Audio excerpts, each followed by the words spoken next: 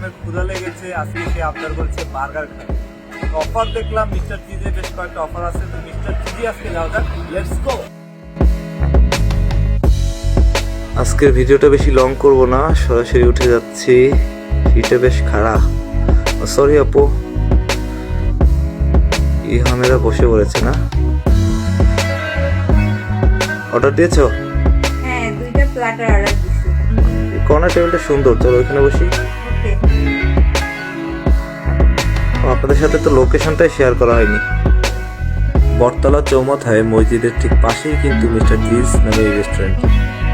যাই হোক, আমাদের অর্ডার সার্ভ করে দিয়েছে একটা বার্গার প্ল্যাটার আর একটা মেক্সিকান রাইস প্ল্যাটার। বার্গার প্ল্যাটারে বার্গারটা আমার কাছে বেশ ভালো লেগেছে, যত চিজ, চিকেন এবং সালাদ ইত্যাদি থাকে অনেক টেস্টি ছিল। চিকেন কাটলেট এবং চিকেন মিটবল, এই দুইটার স্বাদ আমার কাছে অ্যাভারেজ মনে হয়েছে। ইহাম তার পছন্দের বার্গার খাচ্ছে। ইহাম বার্গার খেতে থাক আর আমি মেক্সিকান রাইসের এই প্ল্যাটারটা একটু টেস্ট করে দেখি।